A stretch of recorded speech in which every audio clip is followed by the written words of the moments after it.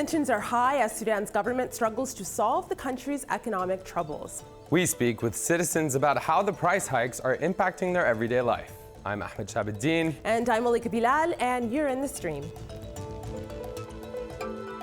Hi, I am Minna Omar, and I pitched today's topic because of the recent climate in Sudan. The people are fed up with the government decisions, and the only one who's paying for these decisions are the people. And I'm in the stream. New rounds of fuel subsidy cuts and price increases in medication, food, and electricity have the Sudanese community mobilizing on and offline.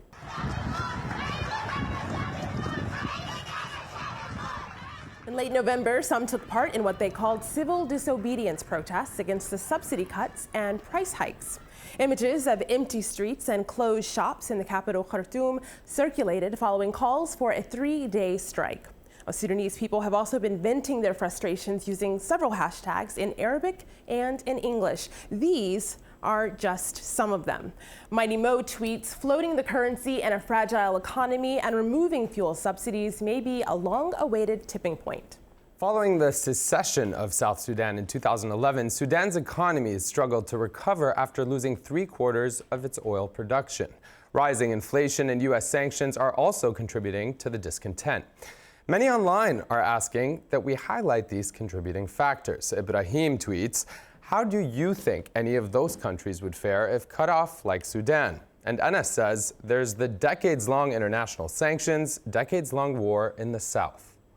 The government asserts the recent austerity measures are part of an economic reform program necessary to getting the country on track. Well, to help us talk about this, Meki Al-Maghribi is the media counselor at the Embassy of Sudan in Washington, D.C. He's here today to address some of the concerns and take your questions. Ahmed Mahmoud is a freelance filmmaker currently in Khartoum. Samahir Mubarak is a pharmacist involved in the protests. She's also in Khartoum. And Ahmed Kududa, he's a Sudanese commentator coming to us from Nairobi, Kenya. Welcome everyone to this stream. Now, we mentioned at the very top of the show the various hashtags, but arguably the people that are most affected by hikes and by subsidy cuts, they're not on Twitter. So, Samahir, I know you're a pharmacist. What's life like for your patients? Okay, before I talk about the patients, it's important to clarify that it's not subsidies. Medicine in Sudan is not subsidized. There is a misuse of term by officials, by the local media that lead people to believe that the medicine is subsidized. What happens actually is that the private sector importers purchase foreign currency from a fixed 10% from exporters. The government is a mere facilitator of this process through the banking system. What actually happened is that the price of the foreign currency exchange has moved from 6.8 to 15.9 Sudanese pounds overnight. And eventually, the brunt of these hiked prices has been borne by the people and by the importers and by the patients eventually. So the patients, what are they saying to you? What happens when they line up to go to the pharmacy? What is life like for them right now? Right now, the patients are frustrated, they're confused, the officials and the local media have a lot of announcements, a lot of decisions that are conflicting, and that are being said regarding the situation of the medicine that led to a lot of frustration. The price hikes are not bearable. The prices as it is were high before the hikes, and right now it is even worse. It has been a 150 to 300% increase in the prices of medicine in the past month only. And these decisions have been catastrophic. They have been unbearable, and the entire health sector is bearing the brunt of these decisions. And just to give our audience as well as you, a sense of what people on the ground are doing and saying and how this is affecting them personally, this is a photo that was tweeted into us by our community, but has really gone viral. An iconic photo of Mr. Anwar Mahmoud. It went viral just about a week ago. It's this sign he's carrying says, "I can't afford my heart medicine." We also have other tweets, people saying, "I can no longer buy my asthma inhaler.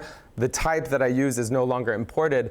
And I just, Meki, want to give you a video comment that, play it for you, that came in from Mina. This is what she had to say. Mina Omar, she lives in England, I should mention, but her family lives in Sudan, and she's talking about the price hikes specifically on medicine. Take a look at this. I feel like now I have to worry about if my mother's going to take her medication on time or not, because she might not be able to afford it tomorrow, because prices are changing from time to time and actually from day to day. So people who are diabetic or people who need medicine on a regular basis will find it very difficult to buy the medicines, because now it's getting very, very expensive, and the people are not, and the salaries are the same. So Mekki, there you heard her say that the prices are going up, but salaries are the same. The government increased salaries for government employees, people in the public sector, by 20%, even as fuel subsidies, fuel prices going up 30%. What do you make of what she just said there, and what our first guest said? First of all, I'm very thankful for this great and free show that based on interactive media and social media. This is very good. This is very nice to hear this. No one doubts that there is an economic crisis in Sudan. There are economic crises in the region. There are economic crises in other countries. And this economic crisis made this situation. Before coming here, I was watching a show, I think it's the same show on Jazeera TV itself, about the reason of the economic crisis of Sudan. So one of the speakers, he defended the sanction against the Sudan aggressively. And he asked to put more or smart or other sanctions on Sudan. I think we watch a lot on the media. We watch a lot and we read a lot and we explore a lot on social media. But we need to put all these things in account and to check the credibility of all these things. Are all these things true? Are all people that making this track to put all the blame on the Sudanese government and to defend the sanction and to ask for more sanctions to affect Sudanese people and to affect even the medicine sector? This kind of intervention can lead me to a question. A smart person asked me... This excuse sanction is a recurrent sanctions. The sanctions have been placed since 1997. Okay, the sanction on Sudan, especially on the medical, the sanction on Sudan, and especially on the medicine, on the medical sector that affecting Sudan, no one doubts that. The United Nations Human Rights Council, they appointed a special rapporteur for sanctions. And the special rapporteur for the sanction stated that it's hurting the Sudanese people, the patients, the medicine sector, the medical sector. I hear you there. So for me, Samahid and Mekki, I hear you both there. I want to share just this tweet from our community, because this gives a little bit of context. This is Ibrahim, who picked up really on the point that Mekki was making. He says what's needed is an appreciation of Sudan's public finances constraints from direct and indirect impact of U.S. sanctions, all publicly available. As Samahid mentioned, of course, these were first imposed, though, in 1997. So Ahmed Kaduda, I want you to kind of give us some context here for what we're talking about. Sure, thanks for having me on the show. I think that the first question that Mr. Maghribi should ask is, why is Sudan and the Sudanese government espousing policies that make it face such severe sanctions? Sudan is the only country in Africa currently under the most restrictive sanctions imposed by the U.S. I'm not defending the sanctions. Certainly, I think they're doing a lot of harm to the common man and woman on the street. But at the same time, there's a question to be asked of why is Sudan positioning itself in a way that it's facing these really restrictive sanctions. I think also we have to put what's going on in Sudan when we're looking at the economic issues through looking at it through a political perspective as well. The Sudanese government right now put itself in this corner. For the past 5 years, it recognized that there is a 75% deficit in oil revenues. It did not prepare for this period. It, in fact, systematically destroyed or neglected, rather, the agriculture sector, which is historically the power base of the Sudanese economy. So when we're talking about the economic crisis Sudan is facing, we have to understand that there are very important failures on the part of the government when it comes to creating the policies that allow for the national economy to survive post such a severe shock that happened, such as the one that happened in 2011. Do you want to respond to that? Yes, thank you for this question. But the controversial relation between Sudan and U.S. and the sanction and even the cut of the diplomatic relation is not made by the Sudanese government. If you go back to the history of Sudan, the first cut for diplomatic relation between Sudan and U.S. I hear your answer, but because Ahmed Mahmoud, we have a slight delay going to the studio there in Khartoum. Ahmed Mahmoud, finish your sentence and then you can follow up. No problem, no problem. Give the chance for the people. Oh, thank you. The delay is severe. I was saying that somehow the Sudanese government always finds a way to around these sanctions to fund its war, and it has proved over and over again that it had no absolute political will to stop the war. Because, for example, recently in August, the rebel groups they agreed on the roadmap with the government. The government keep using the humanitarian card to refuse over and over to refuse signing with the rebel groups a peace deal. And it doesn't make sense, because if you stop this war, you're actually saving money. A lot of the reports coming out are saying that an airstrike, a daily airstrike, costs $30,000 a day. And if the government actually is suffering from sanctions, we would see that in the war. And just a reminder, there is one important industry, gum Arabic industry, that has been exempt from U.S. sanctions since it was implemented in 1997. But we have never seen any development or that industry being actually brought to the light. We don't know who controls it. It's almost a taboo to the journalists to investigate this industry. So the sanctions is really a lame excuse, to be honest, Makki, Maghrebi. Ahmed Mahmoud, you are an activist. Are you an activist for rebel groups or for Sudanese people about medicine, about food? Now you are defending the rebel groups. The rebel groups, they signed a lot of peace agreements. South Sudan, they signed 9 peace agreements with Sudan, but still supporting rebel groups. What I feel that this is the wrong answer for the wrong question. The wrong question is that is the problem from the side of the government of the rebel group? The war is two-sided usually, okay? So that it is not the responsibility of the government, the war. The responsibility. The rebel groups took the initiative. The rebel groups took the initiative. So I want to fine. You might keep. I want to Okay. You might keep defending the rebel groups. This is not the case. I want to pause us all right here because our community wants to get in. They are the ones who pitched this show. Ahmed, what are they saying? Well, it's interesting. Anas al-Hag is chiming in saying the current strike has 100% valid reasons, especially with the life-saving medications. But there are concerns that he's echoing of other people. He says, I'm not sure about throwing the country into full chaos.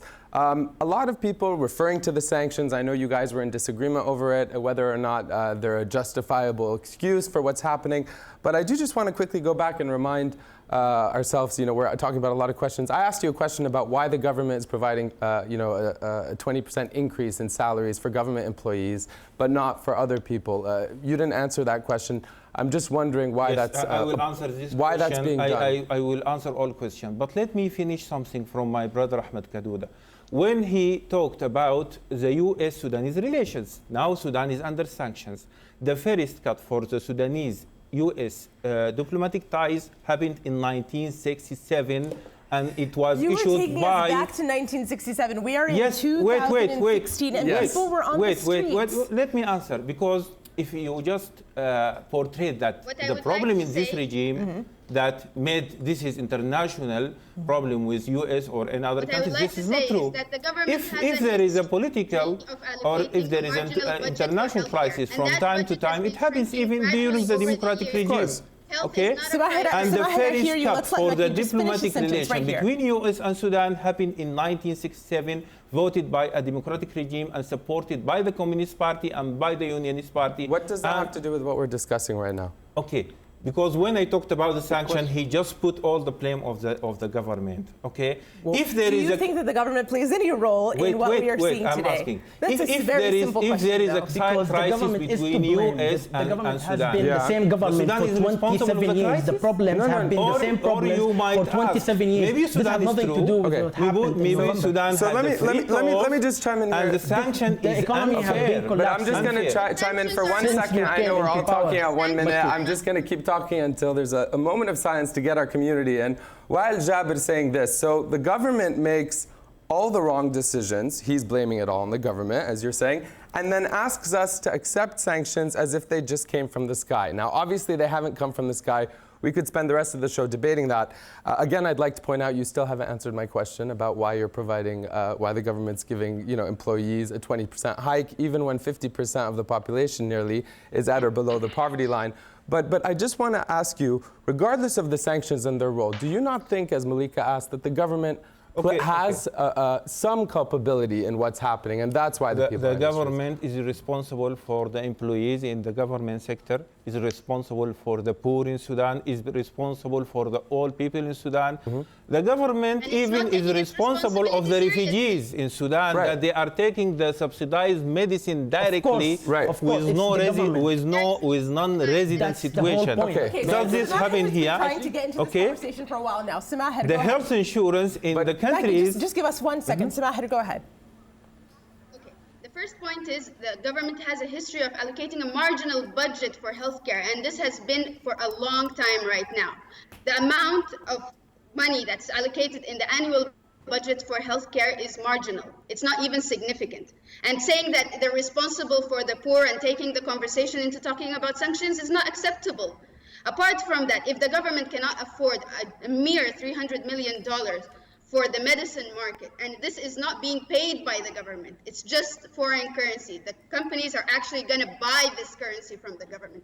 If they cannot afford it, what do we expect from the government? Where is it paying the other how is it covering the other costs? This is just $300 million. It's not even a number. Yes, honestly, what is keeping this government is the amount, the ridiculous amount of the budget that you have allocated to your security system.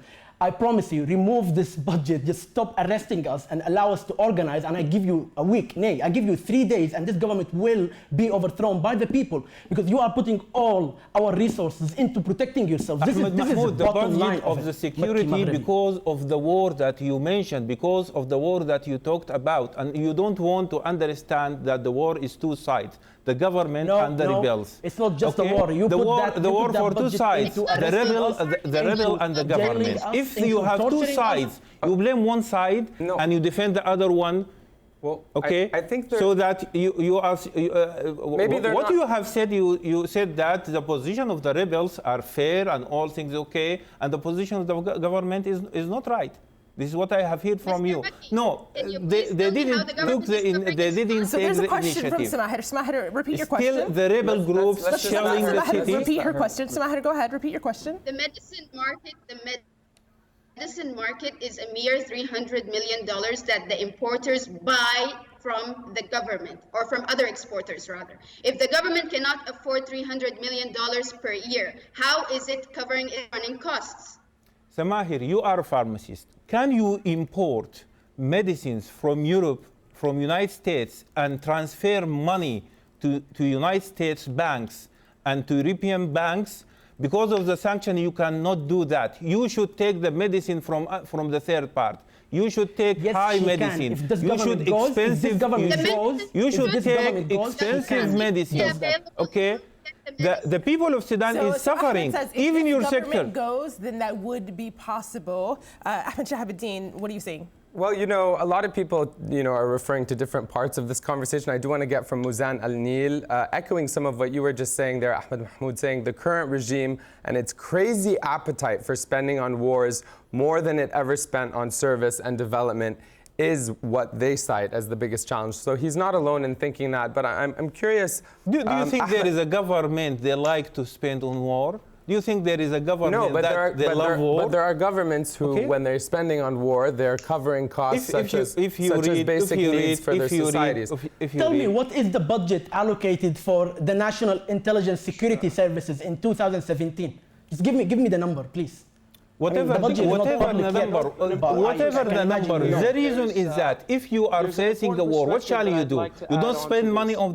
Wait, here. So we've heard your national security agency is building a club on Nile Street here in Khartoum, in my city. So Ahmed Kadouda, what's that perspective? Sure, I think that the government is going to continue to blame all of the mismanagement on the sanctions, but I think an important perspective to add on to this is that currently the international community is dealing with Sudan as a gatekeeper for refugees and for migrants going into Europe. And unfortunately, it's receiving significant amount of funding and aid from European governments and the European Union itself in order to create essentially holding camps for people in Sudan. And I think it's benefiting from this aid significantly. But I think what's also important, and I want to add in the perspective, the issue of the civil disobedience itself and putting it into the historical perspective of Sudan. Sudan has had 2 successful popular uprisings that have toppled military dictatorships. Unfortunately, the current regime has been extremely brutal, unlike previous military regimes in Sudan, as we saw in 2013 when it killed some 200 protesters throughout the country. And the Sudanese people recognize that they have to change their tactics and operate in a way that allows them to send a clear message to the government. And I think the civil disobedience in and of itself has been very successful in that it showed that people are able to mobilize and are able to create, to send a clear message, not only to the government, but also to the opposition, which has failed so far to create a viable alternative to the government. And no message for the rebels, Ahmed Kadouda? Of the political process. No message for the rebels movement? Message to the government, to the opposition. Now he's talking about civil disobedience, sending yes, a message to the government. But he suggested messages to be for the government, for the political opposition. What is your message to the rebel movements that they are killing people? Mekki, with all due respect, that they are shelling cities, with all due respect, that they are taking people. I have to stop you there because what you're doing is very artful. You're deflecting all their questions with a question back about the rebels. You are not answering a lot of the questions they're asking, and you have yet to answer my question. But I say that to you respectfully. I do want to quickly go back to I didn't mention the rebels. There is mentioning for rebel by our brother Ahmed Mahmoud, right? This is true. I didn't mention the rebels. But Ahmed Mahmoud mentioned the rebels. He defended the rebels movement. Okay. Ahmed Mahmoud, he defended the rebel movement. So that I mentioned the rebels, the fact that you refused to sign a peace deal with them. Okay. That is what I mentioned, Makki al-Maghrabi. Yes, that is what you mentioned. You also mentioned, Ahmed, if I may just interrupt you there, you also mentioned something that was quite a big statement, that in 3 days, if it were to be addressed the way you had hoped, that the government would fall. On that note, very quickly, Ahmed Kadouda, I want to ask you, we have a tweet from Anas al-Hag saying, the regime is not our only problem. If you know anything about Sudan, you know we have so many more serious issues. A 27-year-old regime is deeply ingrained in Sudanese society. It won't go away easily. What do you make of those tweets and what Ahmed Mahmoud said earlier? I think there's an absolute appetite and readiness from the Sudanese people for change. The people are tired. They have suffered significantly. Not only the people who are suffering because of the rising fuel prices and medicines, but those who are currently being bombed and their livelihood is actually at stake. I think that the clear message that was sent by the people on the 3 days of the civil disobedience speak louder than anything that I can say. At the end of the day, the government either has to transform itself and completely change the way it governs Sudan, which we obviously know it will not do, or face the will of the people, which is inevitable. The Sudanese people are going to make a change in Sudan. It's a matter of time. So you are hearing from Ahmed Kadouda, those are his prescriptions. We are out of time in the main show. Ahmed Kadouda, we heard 2 prescriptions from you. We're going to get the rest in the post-show on what the government is going to do to alleviate the suffering of those who are hurting the most. I'm taking all of our guests to that post-show. Stream.aljazeera.com. We will see you there. Don't go away.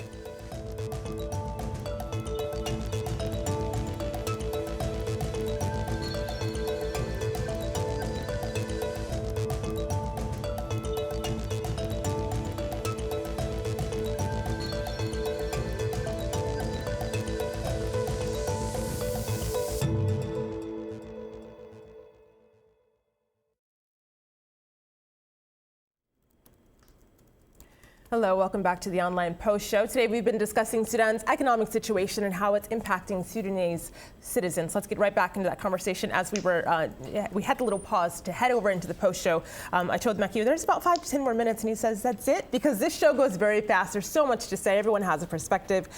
Before we headed over into the Post Show, Ahmed Kaduta was giving us 2 prescriptions, and one of the things that I wrote that you said is, what is the government prepared to do to help ease the suffering of people? That's a very direct question, so I'm going to give it to Maki al-Maghribi for a very direct answer. What is the government prepared to do?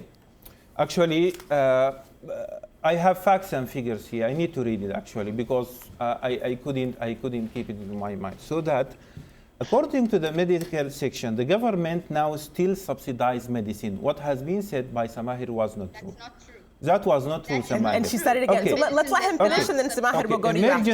Emergency for the first 24 that is not Samahir, I'm talking to Samahir. Prices Samahir, only, the because we were feeling emergency the at the first 24 hours in Sudanese hospital, is it free or not free?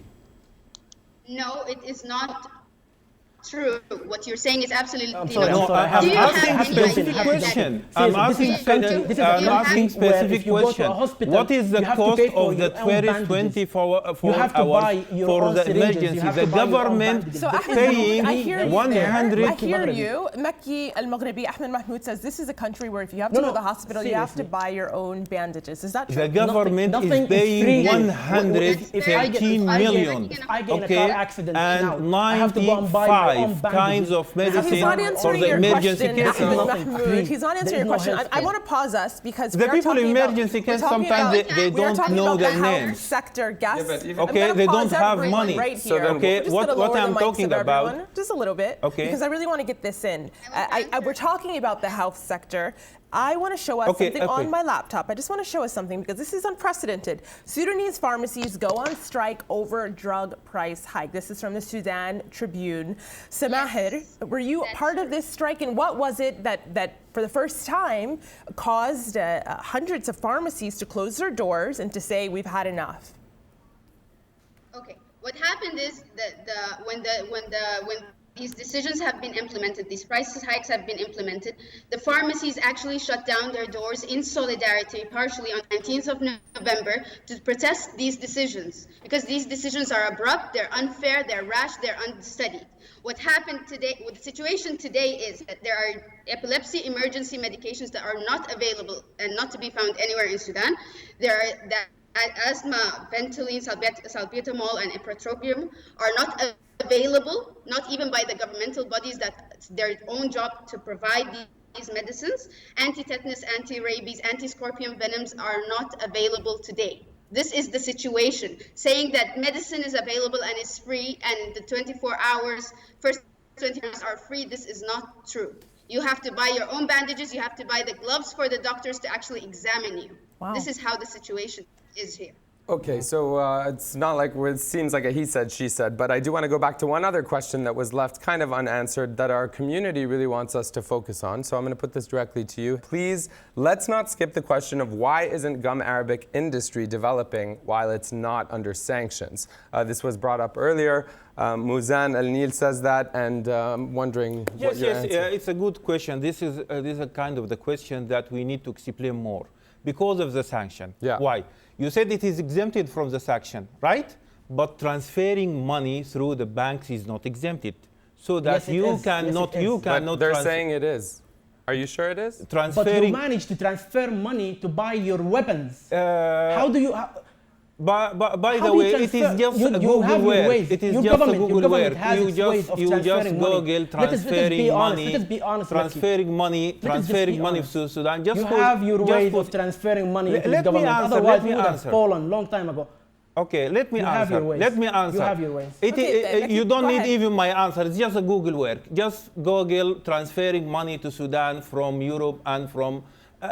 Just read the crisis. A bank has been punished because I am a freelance filmmaker. I know all about transactions. I cannot get paid by my clients in this country. I understand that sanctions is completely. a You understand current that? What You don't understand the is sanction? Your government it actually You are has its suffering own from the way of sanctions. transferring money Okay. into this government.